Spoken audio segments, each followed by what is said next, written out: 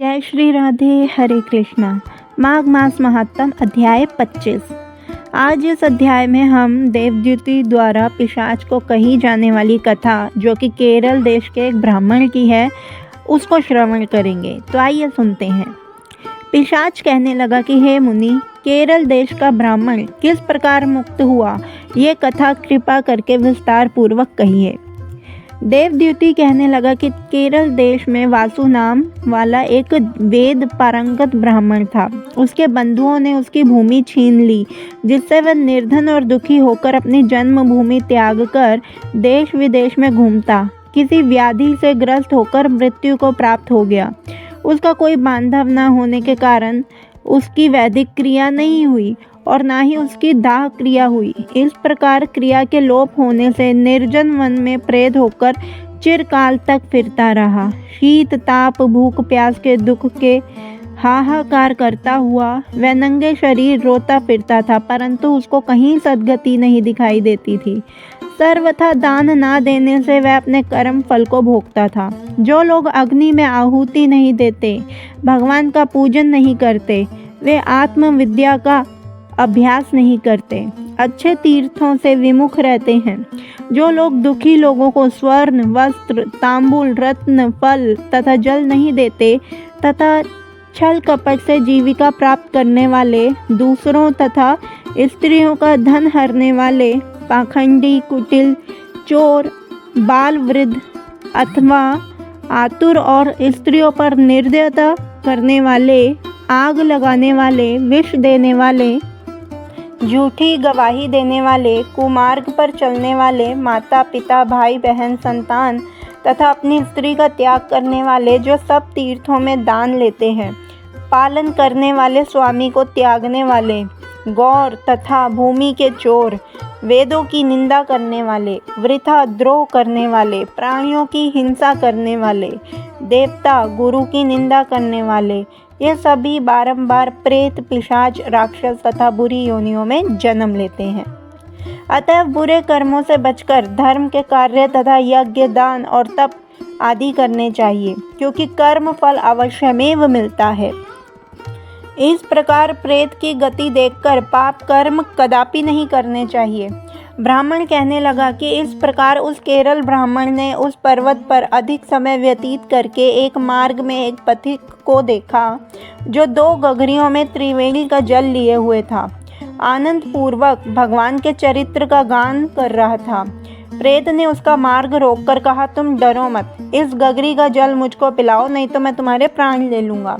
देवद्युति कहने लगा कि दुर्बल दुखी नंगे मुरझाए हुए तुम कौन हो? पैरों से पृथ्वी को स्पर्श न करके चलते हो। लोमश जी बोले। प्रेत के ये वचन सुनकर वह कहने लगा कि मेरे ऐसा कहने का होने का कारण सुनो। मैंने कभी ब्राह्मणों को दान नहीं दिया। अत्यंत लोभी, क्रियाहीन, दूसरों के अन्न से पलने वाला था। मैंने कभी किसी को भिक्षा नहीं दी, न दूसरे के दुख से दुखी हुआ। प्यासे प्राणियों को मैंने कभी जल नहीं पिलाया। मैंने कभी छाता जूता दान नहीं किया, न किसी को जल का पात्र पान या औषधि किसी को दी। न मैंने अपने घर में कभी किसी अतिथि को ठहरा कर उसका सत्कार किया। अंधे वृद्ध अनाथ और दीनों को मैंने कभी अन्न से संतुष्ट नहीं किया, और न ही किसी रोगी को मुक्त किया, न कभी ब्राह्मणों को दान दिया, न कभी अग्नि में हवन किया। वैशाख आदि मास में किसी को ठंडा जल नहीं पिलाया, न ही मैंने बड़ या पीपल का कोई वृक्ष लगाया, न किसी प्राणी को बंधन से छुड़वाया। कभी कोई व्रत करके शरीर को नहीं सुखाया। इस कारण मेरा पूर्व जन्म सब बुरे कार्यों में ही व्यतीत हुआ। मेरे पूर्व जन्म के कर्मों से ही मेरी ये गति हुई है। इस वन में व्याघ्र, भेड़िए से बचा हुआ मांस तथा जंतुओं के खाने से गिरे हुए फल, वृक्षों पर लगे हुए सुंदर फल तथा झरने का सुंदर जल सब ही मिलते हैं, परंतु देव इच्छा से मैं कुछ नहीं खा सकता।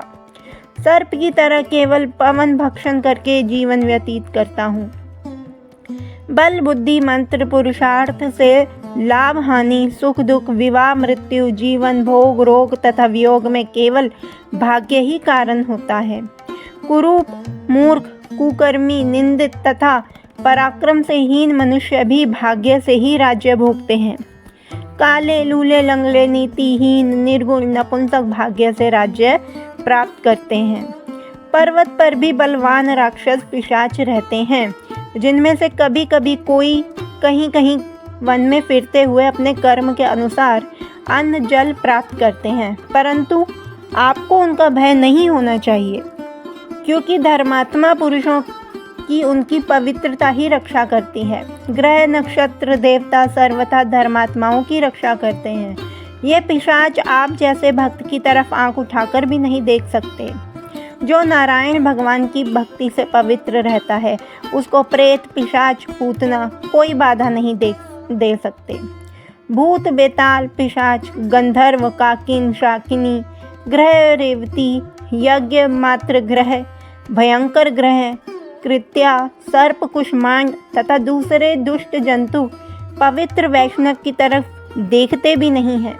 जिनकी जिह्वा पर गोविंद का नाम, हृदय में वेद तथा श्रुति विद्यमान है, जो पवित्र और दानी है, उनको कभी भय नहीं हो सकता। हे ब्राह्मण, इस प्रकार कर्मों का फल भोगता हुआ मैं यहाँ रहता हूँ।